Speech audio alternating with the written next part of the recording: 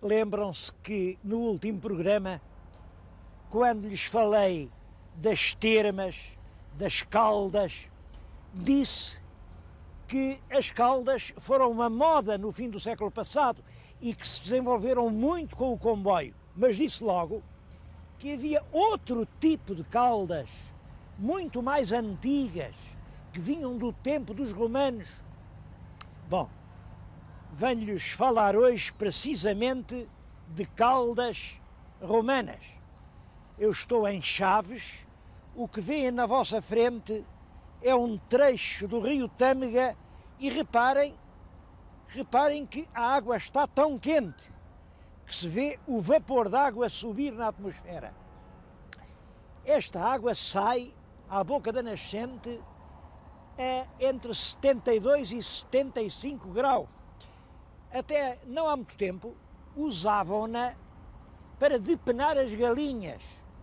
Hoje uma pessoa se puser a mão queima-se, e isso provocou aqui, há cerca de 2000 anos, a instalação de uma importante povoação romana. É claro que foi isso e foi um outro facto. Aqui passavam duas estradas. Uma, o rio Tâmega, que estamos a ver na nossa frente. A outra, a estrada militar, que tinha a ponte sobre o rio Tâmega. E é no cruzamento dessas duas estradas, uma natural, outra feita pelos romanos, que nasce um município. Aquela pedra que agora estão a ver é justamente uma pedra consagrada pelo município romano. Estão lá as letras, o município de Aquae Flavia. Aquae Flavia quer dizer as águas dos Flávios. Esta ponte de Chaves é um dos mais importantes monumentos romanos que há em Portugal. E é por muitas razões uma bela lição de história. Reparem, ainda se vêem passar por cima automóveis. Se virem com atenção, passam quer num sentido, quer no outro. Isto significa que esta ponte, quase 2000 anos depois da construção, continua a servir. Tem ao meio dois padrões. O do lado de lá é relativo à construção da ponte, realmente. E diz que foi construída pelos habitantes aqui de Chaves, os aquiflavienses, à sua custa. Isso no tempo do imperador Trajano. Pode-se dizer com um certo rigor a data por isto. Davam aos imperadores a seus títulos ilustres. Se um imperador conquistava uma região, davam-lhe o título dessa região. Neste caso, o Trajano conquistou a Dácia. Por isso chamavam-lhe o Dácio. Ora bem, a Dácia era uma grande parte da atual Jugoslávia. Depois, a ação romana na Dácia foi destruída pelas invasões do século IX e instalaram-se aqueles povos todos balcânicos que estão a dar isto que têm visto. A guerra balcânica, que tem sido um dos flagelos dos últimos 2 séculos de história europeia, resulta de que a ação romanizadora e civilizadora foi destruída por um puzzle de povos ferozmente inimigos que se batem como estão a ver. O padrão do lado de cá não tem nada a ver com a ponte, mas puseram-no lá, acharam não sei onde e depois puseram-no lá, mas é igualmente um padrão muito, muito interessante. Chamam-lhe o padrão dos 10 povos. São 10 povos que agradecem à paz romana, aos imperadores de Roma, uma grande obra, não se sabe ao certo que obra seria. O que se diz é a lista dos povos. Eu não a sei de cor, vou lê-la. São os aquiflavienses, são os de Chaves, claro, os ebrigenses, os vívalos, os celernos, os équesos, os interamenenses, os límicos, os nebiscos, os coaquernos e os tamaganos. Estes 10 povos, no tempo dos imperadores Flávios, fizeram uma obra. Reparem isto, hoje não sabemos ao certo onde eram estes povos. Em alguns casos, é claro, se fala em límicos, isto eram povos da região do rio Lima. Interamenenses deviam ser dentro dos rios. Em todo caso, são hipóteses, porque essas diferenças entre as tribos que se debatiam ferozmente acabaram com a imposição dos padrões comuns da cultura romana. E essa romanização fez-se exatamente assim, a construir pontes, a trabalhar em comum, a lançar as redes das comunicações. Mas neste padrão do lado de cá há uma nota engraçada. Uma nota engraçada. É esta. Citam-se lá os nomes de 3 imperadores, que é o Vespasiano e depois o Tito, e havia um terceiro, que era o Domiciano. Mas já não há, porque se forem ver bem, aquilo foi picado.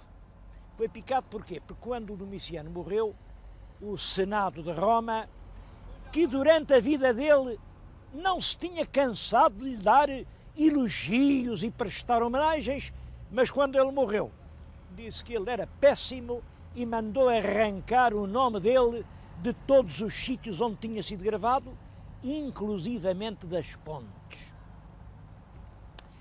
Bom, como vê, isto mudar o nome às pontes não é nada que não venha de longe.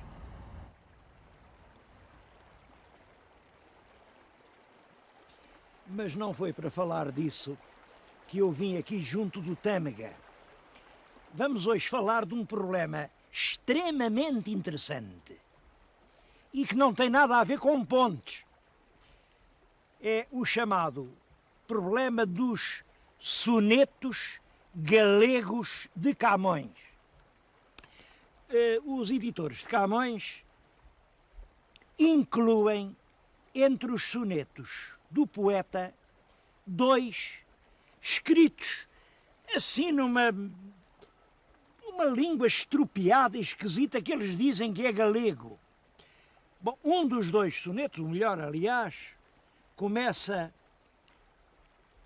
a lá de Monterrey, em balde laça, e o outro é porque me faz amor ainda há cá torto. Bom, eu vou-lhes falar exatamente do primeiro soneto, a lá de Monterrey, em balde laça, e para isso vim aqui, precisamente a balde laça. Estou muito perto das nascentes do rio Tâmega, já para o lado de lá da fronteira Portugal e Galiza, numa aldeia muito rural, entre montanhas carinhosas, onde passa o Tâmega, isto é o rio Tâmega, isto é o Vale do Laça.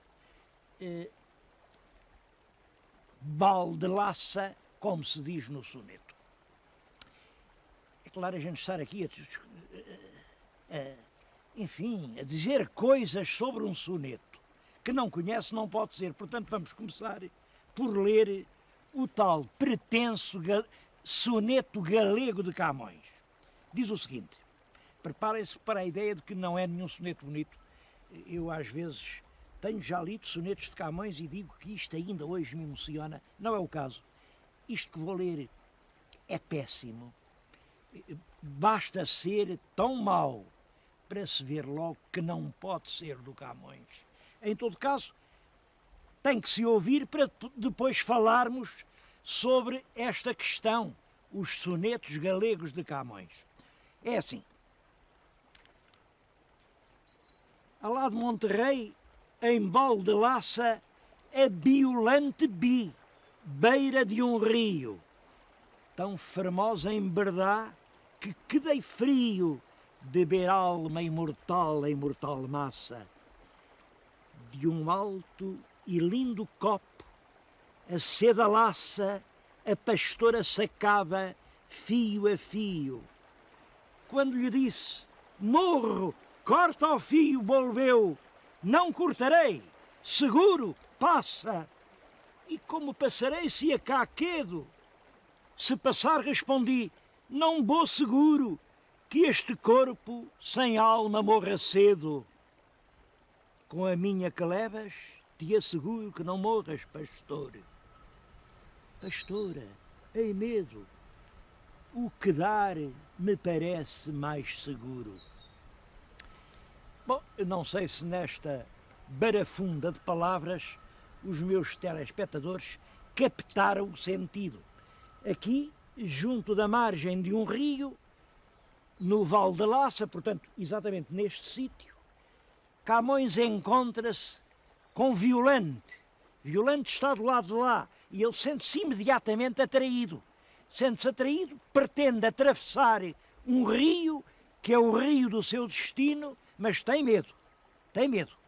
Ela, de lá, acena-lhe e diz-lhe, vem, vem, não tenhas medo. Mas ele diz, não, eu tenho medo, se for, tenho medo de morrer. Ela insiste e diz, não morres, com a minha alma não morrerás nunca. Mas ele responde, a mim, apesar de tudo, o que dar me parece mais seguro. Quer dizer, ele recusa-se, nega-se ao convite estimulante da amada e não ousa fazer a grande travessia. Este é que seria um dos sonetos galegos de Camões. Bom, devo dizer que, quando se examina a linguagem, vê-se uma coisa. Isto não é galego. Não é galego nem é português. Isto é só uma atrapalhada ingênua em que se trocam os Vs pelos Bs. A biolante beira de um rio. E é sempre o V pelo V, como aqui, nesta região, ainda hoje, os camponeses fazem. Não dizem o V, dizem o B. É, portanto, uma troça, uma chacota. Reparem nisto. Como veem, a amante convida e ele recusa-se. Acham que há algum poeta, algum amante, que seja capaz de fazer um poema a essa vexatória situação, ainda por cima a terminar, não vou, o que dar me parece mais seguro, pelo sim, pelo não, eu não ouso dar o salto. É claro, bastava ler o soneto, ver o que ele diz, para perceber que não é de Camões. Em todo caso, é verdade que Camões amou uma mulher que se chamava Violante. É verdade que toda a vida cultivou este tema de um amor que o podia levar até à morte e de uma hesitação entre entregar o seu destino a essa paixão que o dominava inteiramente e pôr a vida em risco ou furtar-se, recusar. Esse tema é camoniano. Agora, esta versão do tema é uma chacota, é uma paródia. E uma paródia porquê? Isto é que tem graça. É alguém contemporâneo que está a fazer troça de Camões e dos seus amores por essa mulher, essa Violante, ela sim, era de uma família galega, Violante de Andrade. Era a Condessa de Linhares, era a ama de Camões. Sabem, Camões, quando quis escrever o drama da sua própria vida, começou exatamente assim. Foi minha ama uma fera, que o destino não quis que tivesse esse nome para mim, uma mulher. Nem a haveria. É o drama de Violante que aqui aparece retratado nestes termos de cruel caricatura. São os inimigos, evidentemente, a fazerem troça do poeta e depois os colecionadores de poesias avulsas. Isto aparece numa primeira edição do século... A primeira vez que é publicado é numa edição do século XVII. Viram o nome Violante, viram este tema e vieram colocá-lo aqui.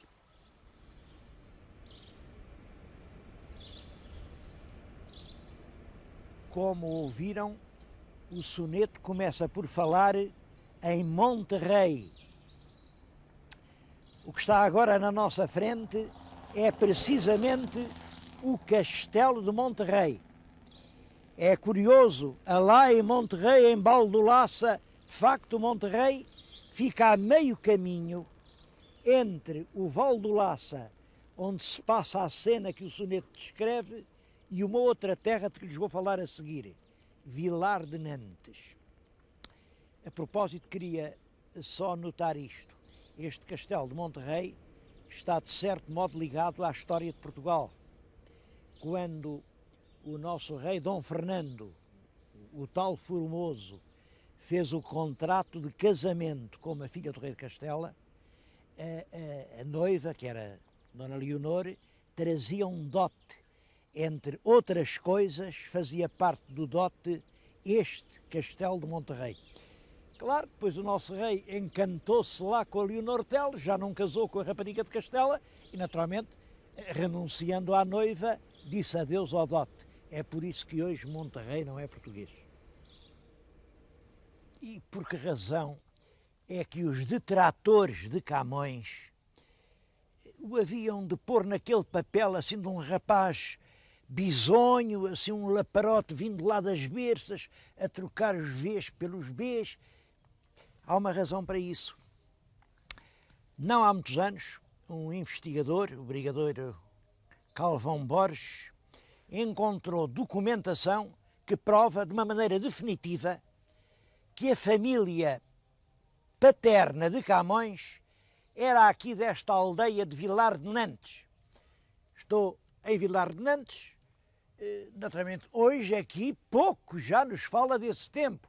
Em todo caso estou a falar-lhes junto de uma curiosa casa, tem na soleira da porta uma data 1574, como sabem, a primeira edição dos Lusíadas é de 1572, portanto uma casa do período em que por aqui andaram os antepassados de Camões. A casa é muito engraçada, é uma casa inteiramente quinhentista, na soleira de uma janela tem uma cruz, era uma coisa que os cristãos novos costumavam pôr, gravavam na pedra uma cruz, que é como quem diz, aqui mora gente cristã. Tem uma outra janela inteiramente entaipada, também era costume das famílias judaicas entaiparem a janela por onde saía o féretro. É claro, a casa é tudo quanto hoje aqui na povoação nos fala do tempo de Camões. Nada nos garante que seja da própria família. Agora, aqueles números não deixam dúvida, é daquela época. É interessante que uns outros detratores que quiseram achincalhar o Camões dirigiram-lhe uma versalhada que dizia o seguinte: ó tu, como me atarracas, escudeiro de solia com bocais de fidalguia, trazido quase com vacas, importuno a importunar, morto por desenterrar, parentes que cheiram já. Reparem o que chamam ao Camões escudeiro de solia, quer dizer, um escudeiro extraordinário, com bocais de fidalguia, quer dizer, com pretensões a fidalgo, trazido quase com vacas, isto é, criado aqui pelas versas da província e levado à corte ainda a cheirar ao feno dos corrais. Penso que estes elementos, a troça do soneto a Biolante Bi e esta caricatura do trazido quase com vacas e as investigações do brigadeiro Calvão Borges, que situa a família aqui nesta aldeia transmontana, cria um forte grau de probabilidade à ideia de que esta seja a própria terra em que Camões andou em pequeno. O que estamos agora a ver é o Vale do Tâmega, é a famosa Veiga de Chaves.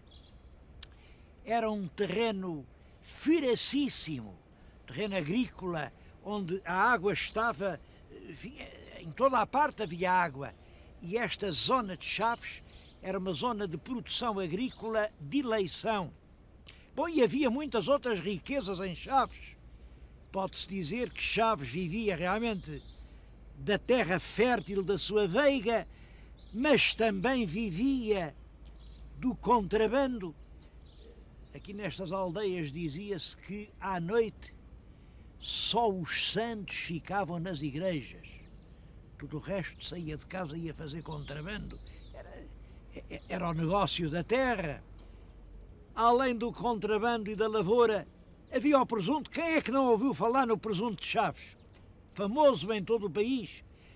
E não eram fábricas, eram os pequenos lavradores aqui nestas suas casas de granito e de xisto nas montanhas que criavam os animais e faziam aquele magnífico presunto. Bom, e além disso tudo, claro, era a fronteira. Quem vai e quem vem, e quem está para ver quem vem e quem vai, e os regimentos da guarnição. Bom, e agora é claro, Chaves está a enfrentar este problema. Acaba a fronteira. Ora, sem fronteira não há contrabando. E sem fronteira também não há guarnição. Claro que Chaves é uma cidade progressiva, é uma gente muito enérgica e não duvido que eles saberão encontrar as funções substitutivas, porque é assim, quando se apaga um polo de desenvolvimento, a solução não é ficar a lamentar, é criar outro. É como lá em casa, quando se funde uma lâmpada, compra-se uma lâmpada nova. Eu não tenho dúvida nenhuma que Chaves é das cidades que vão descobrir as suas lâmpadas novas. Mas em Chaves não há só para ver a Ponte Romana, nem só para falar a memória do Camões. Aqui há imensas coisas. Eu acho que esta cidade de Chaves merece realmente o título de cidade-museu, porque épocas sucessivas na história, como um álbum, estão aqui documentadas. Esta torre de homenagem, é uma bela torre de homenagem que estão a ver, foi construída no tempo do rei Dom Dinis. Junto da torre de homenagem, não se vê daqui, mas é do outro lado, está pegada, era o paço do primeiro Duque de Bragança. Como sabem, a gente já andou por Vila Viçosa à procura dos passos do Duque. Estivemos em Guimarães, nos passos do Duque. Mas o primeiro passo, aquele que ele mais amou, porque foi aqui que morreu, foi aqui que se enterrou, era este passo de Chaves. E além disso, às igrejas, esta igreja matriz é uma beleza. Esta Misericórdia é uma das obras-primas do barroco do norte do país. Mas é todo o conjunto do centro da cidade. Eu acho que ultimamente têm para aí feito umas construções que a mim chocam. Acho que estão um bocado a poluir este tesouro. Ainda assim, e apesar de tudo, vale a pena vir a Chaves para ver a parte histórica. E já que estou a dizer que vale a pena, fica aqui um reparo. Eu no outro programa disse, a propósito daquela linda estação abandonada, bem, é uma pena, claro, acabou o comboio, chegou o tempo da autoestrada, ou uma coisa ou outra. Ora, aqui em Chaves nem uma coisa nem outra, não percebo isto. Fecharam o comboio e ainda não fizeram a autoestrada. Mesmo assim, vale a pena vir a Chaves.